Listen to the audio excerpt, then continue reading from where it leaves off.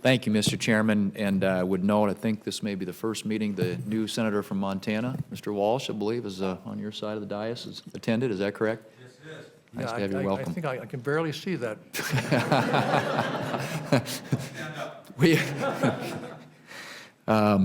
Well, welcome. It's good to have you here. And as you said, Mr. Chairman, I do appreciate the good work that your staff and you, members of our committee who are involved with much of the legislation that we're discussing today, and their staffs to get us to where we are. And so thank you for your leadership and the way that your staff has worked with ours and the other members on our side. Let me just say that much of the attention, I should say, in this markup has been on the advanced manufacturing and forensic science bills, and I look forward to discussing those measures when we get to them shortly. On the forensic science bill, I do want to underscore one point that I think we all agree on, and that is that our efforts as the Senate Science Committee to enhance forensic science should not be interpreted as questioning the integrity or professionalism of the law enforcement officials, forensic science practitioners, and prosecutors who are working hard every day in our criminal justice system, most of whom work in our states and not for the federal government. The overwhelming majority of these men and women are working diligently to achieve justice, which includes both the conviction of the guilty and the exoneration of the innocent. In this pursuit, we want them to be supported by the best available science, and we need them to be a part of the process. Mr. Chairman, along these lines, I appreciate the many changes you've made in the bill to ensure collaboration with the forensic science community. Mr. Chairman, in addition to these higher profile bills, I would also like to briefly highlight a few of the other items on the agenda. First, I want to thank you for including Senate Bill 2086, the Reliable Home Heating Act, on today's agenda. Senator Klobuchar and I have introduced this legislation to help states better respond to propane and heating fuel shortages. This past winter, much of the country faced severe heating fuel shortages, which were accompanied by record high prices. These shortages were due to extreme cold temperatures, regional supply disruptions, and a very wet corn harvest. In late January, after requests from industry and outreach from members of Congress, the Department of Transportation extended state emergency orders for 36 states, including my state of South Dakota. These emergency orders provide limited regulatory relief for commercial motor vehicles transporting home heating fuels into the affected states or regions. Under current law, the governor of a state can issue an emergency order for a 30-day period, but only the Department of Transportation at the federal level has the authority to extend these orders if warranted. Our legislation would give governors added authority to allow them to better meet the heating fuel needs in their states. This legislation is co-sponsored by several members of this committee, both Republicans and Democrats, and I'm glad the committee will consider it today. I'm also pleased that we will be considering S. 2028. As you mentioned, Mr. Chairman, the Sports, Fish, Restoration, and Recreational Boating Safety Act, which you and I have sponsored. South Dakota takes great pride in our hunting and fishing opportunities, which attract a large number of visitors who take part in our state's wonderful outdoor offerings. As the co-chair of the Congressional Sportsmen's Caucus, I know this strongly supported and user fee program has proven to be successful and has broad support from sportsmen across the country because it sustains fishery management, habitat conservation, and boating safety programs. Mr. Chairman, although we have a long list of bills today, as you've mentioned, I would also note that we have deferred consideration of Senator Heller's bill, as you also noted, on the consolidation of FCC reports, as well as the bill introduced by Senators Schatz and Wicker on the National Sea Grant College Program until our next markup. And I do appreciate their willingness to continue negotiation on these measures, and I hope that NOAA works with us on some needed reforms. Mr. Chairman, as is sometimes the case, we're also advancing a few bills today that may require some additional work before the full Senate considers them. For example, I understand that Senators Klobuchar and Hoeven have made changes to their bill on the privacy of data collected by vehicle data recorders, which many of us have co-sponsored, but they are still in discussions about additional modifications that may have to be made. Additionally, when we turn to Senate Bill 1468, the manufacturing bill sponsored by our colleagues, Senators Brown and Blunt, I know we plan to underscore our shared commitment along with the bill's sponsors to find a viable funding offset.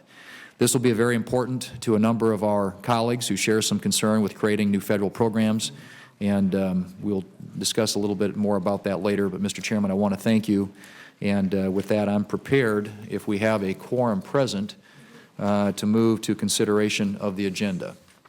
Mr. Chairman, if I might, and I appreciate and look to Senator Blunt to offer that motion here momentarily. I just wanted, as I noted in my opening remarks, before we get to the substance of the bill, just mention and reiterate the understanding that we have as it relates to the legislation moving forward. And While the underlying bill is modified would create a new authorization for the Department of Commerce to facilitate various manufacturing innovation centers in partnership with other federal agencies in the private sector, we jointly agree that it's critical that this legislation have an offset that would cover the full cost of the bill before floor consideration.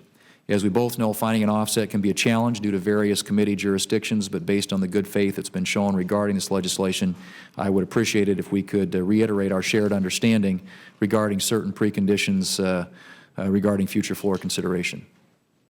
Mr. Chairman, I suggest we move. We have one more item on the agenda, which is the forensic science bill, and I just want to speak, if I might, really briefly to that. As again, I noted in my opening remarks, I appreciate your willingness to adopt changes to this bill since its introduction. I know this issue has been a priority for you. Your substitute amendment reflects several changes negotiated by our staffs. Among other things, these changes recognize the important role of the Department of Justice and forensic science, as well as the critical roles of state, local, and federal practitioners of forensic science, particularly in the development of consensus standards related to forensic science. The substitute also addresses budget concerns by more closely aligning the authorizations to current ongoing efforts at NIST and making clear that activities authorized by the bill must be funded out of otherwise available appropriations. We also included a provision to make clear that none of the funds authorized would threaten DOJ Coverdale grant funding, which comes from a different funding stream. The package that we will be moving today also includes modified versions of amendments I filed in advance of the markup. These amendments increase the transparency of standards development efforts, increase the consultation with practitioners, and set a minimum level of participation to ensure that practical concerns are heard and addressed when these new standards and research plans are developed. Given the many improvements that have been made to the bill and the good faith in which we've negotiated these changes, I do support moving the legislation along in the process. And as I observed in my opening, however, Mr. Chairman, I would say I think it's important for us to continue to engage the criminal justice community and address issues of importance to them. As you've noted, the Judiciary Committee Chairman Leahy has also recently introduced legislation on forensic science with Senator Cornyn. I look forward to discussing these issues with them as the bill advances, and as our Judiciary Committee counterparts work to develop consensus on the elements within their jurisdiction, and as we potentially merge those efforts in advance of Senate floor consideration, I would expect that we will continue to address the outstanding issues that may arise in that process. So with that, Mr. Chairman, I would I'll move that the substitute amendment to Agenda Item Senate Bill 2022, I should say Agenda Item 8, Senate Bill 2022, the Forensic Science and Standards Act is further amended by Thune Amendments 1 through 6 as modified, be adopted and reported as modified with the amendment in the nature of a substitute. Thank you, Mr. Chairman. And if I might just, with respect to the substance of the bill, thank Senator Blunt as well as our colleague Senator Brown for their willingness to make meaningful changes to the bill. The substitute amendment offered by Senator Blunt does reflect weeks of bipartisan negotiations. It makes several improvements to the legislation.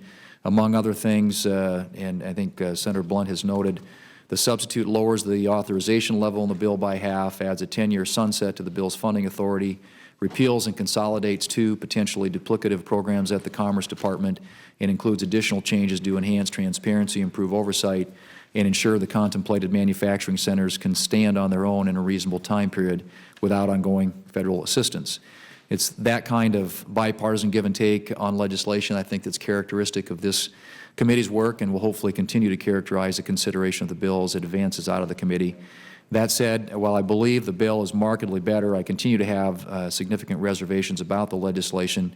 And I would just say in principle, while I strongly support the goal of increasing advanced manufacturing in the United States, I do remain skeptical about whether additional federal involvement and federal funding is really the missing ingredient needed to spur that innovation.